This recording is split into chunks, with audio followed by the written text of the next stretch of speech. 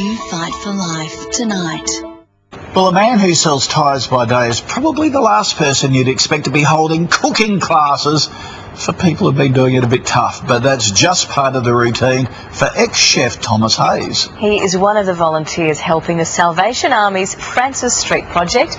It's a house for youths with nowhere else to go and a place where they can learn.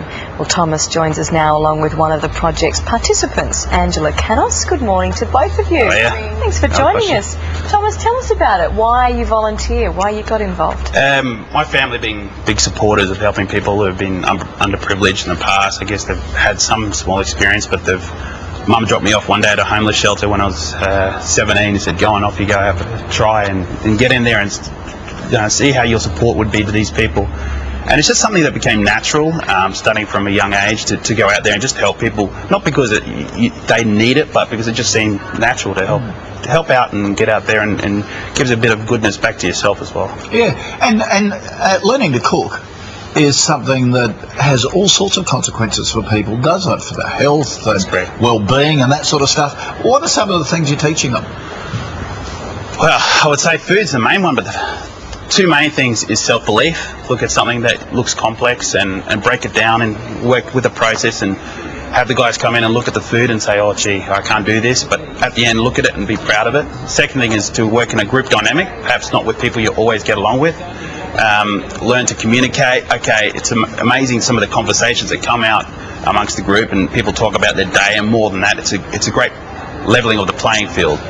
So mums and dads out there who sort of feel they can't communicate with their children at certain stages, cooking together is a way of bringing out certain feelings and emotions, and it's almost like a therapy.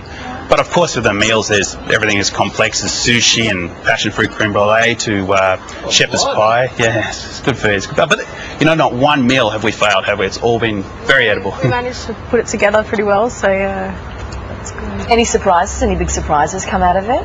You noticed?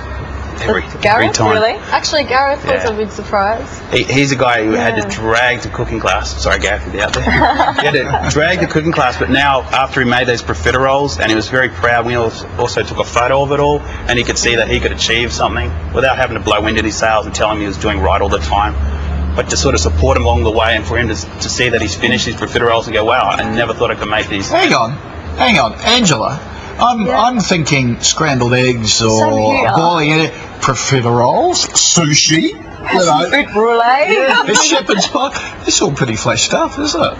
Very flash. Is it easy to bake when you get into it? Pretty much, because we all get allocated to our little jobs, what we're doing in the kitchen and stuff. Like Thomas just comes in, he says, "All right, we're going to make this," and basically he says, "This, you're doing this, and then we all just do what we're told, put it together. We surprise ourselves, really. Yeah. Isn't that good? What's it meant to you to be involved in the program? In the cooking program at Francis Street. Well, the cooking program, I've learnt a lot. Basically, I've learnt a lot of meals with a low budget. I've learnt to make a lot of quick and easy meals, so it's pretty good. Yeah. In our small kitchens too. But as Angela was saying, Thomas, this teamwork must be a really important ingredient into the whole program. Yeah, it is. It certainly is. I mean, you can't expect one person to do something, so you ask them to do something they want to do, and in the end you find that people tend to graduate the things that they like to do, and by working amongst the team, they tend to, you start off by people doing their own work and focusing on what they do, but next minute you'll have people, and I've seen Angela do it and a few others, go over and help somebody else, pat them back, "Hey, you're doing all right." But it's a natural thing. It's not something you teach people. It's something that comes out in a group.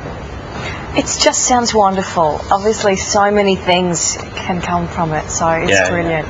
I'd also like to thank Department of Housing and Salvation Army who helps put this together. And it's not, and even my work, they let me off to do some of this. So it's not something that it's just a one-person thing or a couple of people. It's a big group initiative. Terrific. Thank you for telling us about it. Thanks for coming in. Thank you. Pleasure. An inspiring thing. Get out there and do some community work. It's great. You help somebody else and you get a lot back to yourself. Absolutely.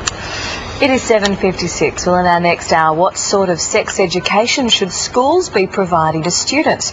And we'll ask whether our cities would be better off without traffic lights. But next, we've got your news, sport and weather details all covered. Your Wake Up with Friends on Sunrise.